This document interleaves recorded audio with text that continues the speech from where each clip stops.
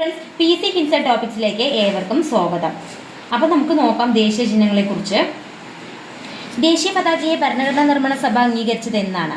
1947 July 22-നാണ്. എപ്പോഴാണ്? 1947 July 22-നാണ് ദേശീയ പതാകയെ ഭരണഘടനാ നിർമ്മാണ സഭ അംഗീകരിച്ചത്.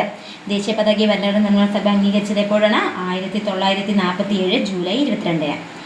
അടുത്ത ക്വസ്റ്റ്യൻ, ദീർഘചതുരാകൃതിയിലുള്ള ദേശീയ പതാകയുടെ നീളവും വീതിയും തമ്മിലുള്ള അനുപാതം. ഇമ്പോർട്ടൻ്റ് ആയിട്ടുള്ള ക്വസ്റ്റ്യൻ ആണ്, നോട്ട് ചെയ്ത് വെക്കുക.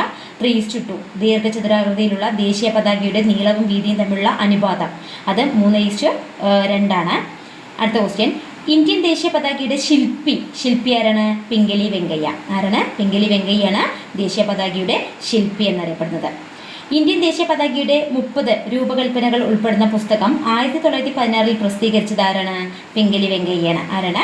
പിംഗലി വെങ്കയ്യാണ് അത് പ്രസിദ്ധീകരിച്ചത്. എപ്പോഴാണ്? 1916 പ്രസിദ്ധീകരിച്ചതാണ് അത്.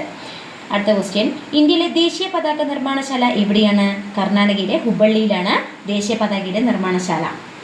അടുത്ത ക്വസ്റ്റ്യൻ, ദേശീയ പതാക നിർമ്മിക്കാൻ ചുമതലപ്പെട്ട സ്ഥാപനം ഏതാണ്? കർണാടക ഖാദി ഗ്രാമോദ്योग സംയുക്ത സംഘമാണ്. അടുത്ത ക്വസ്റ്റ്യൻ, ദേശീയ പതാകയുടെ നടുക്ക് കാണപ്പെടുന്നത് എന്താണ്? നാവിക നീല നിറമുള്ള 24 ആരക്കാലുകളോടുകൂടിയ അശോക ചക്രം. അപ്പോൾ അത് നമുക്ക് എല്ലാവർക്കും അറിയാവുന്നതാണ്. 24 ആരക്കാലുകൾ കൂടിയ അശോക ചക്രമാണ് ദേശീയ പതാകയുടെ നടുക്ക് കാണപ്പെടുന്നത്. ഇനി അടുത്ത ക്വസ്റ്റ്യൻ, ദേശീയ പതാകയിലെ അശോക ചക്രം സ്വീകരിച്ചിരിക്കുന്നത് എവിടെ നിന്നാണ്?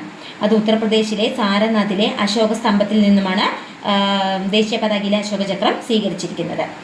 അടുത്ത ക്വസ്റ്റ്യൻ, ധർമ്മചക്രം എന്നറിയപ്പെടുന്നത് എന്താണ്? അശോക ചക്രം. അടുത്ത ക്വസ്റ്റ്യൻ, ദേശീയ പതാകയുടെ മുകളിലുള്ള കുങ്കുമ നിറം എന്തിനെ സൂചിപ്പിക്കുന്നു? ധീരത, ത്യാഗം.